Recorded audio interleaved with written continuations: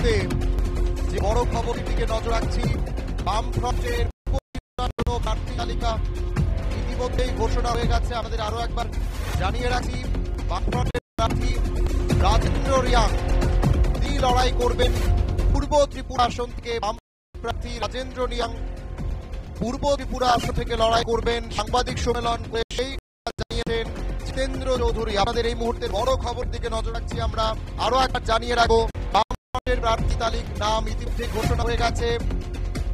রাজেন্দ্র রিয়াং তিনি লড়াই করবেন বামফ্রন্টের হয়ে পূর্ব ত্রিপুরা আসনে। আমাদের জানিয়ে রাখছি, বামফ্রন্টের প্রার্থী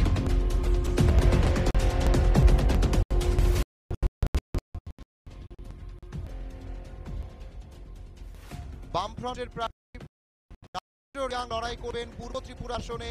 একদিকে কীর্তি দেববর্মা, কীর্তি সিং যখন একদিকে লড়াই করছেন, বামফ্রন্টের প্রার্থী রাজেন্দ্র রিয়াং তিনি লড়াই করবেন।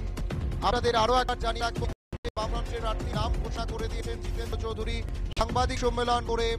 পূর্ব ত্রিপুরায় ইন্ডিয়া জোটের একেবারেই বলা যেতে পারে সদস্য এবং ইন্ডিয়া জোটের যারা শরিক, বামফ্রন্টের প্রার্থীর নাম কিন্তু ঘোষণা হয়ে গেছে। পূর্ব ত্রিপুরায় বামফ্রন্টের প্রার্থীর নাম ঘোষণা হয়ে গেল রবিবার। বামফ্রন্টের প্রার্থী হিসেবে লড়াই করবেন রাজেন্দ্র রিয়াং। বামফ্রন্টের প্রার্থী পূর্ব ত্রিপুরায় আরো একবার জানিয়ে রাখছি, এর মধ্যেই সাংবাদিক সম্মেলন করছেন। সরাসরি সাংবাদিক সম্মেলনে নাম ঘোষণা করলেন জিতেন্দ্র রিয়াং। বামফ্রন্টের হয়ে পূর্ব তিনি লড়াই করবেন।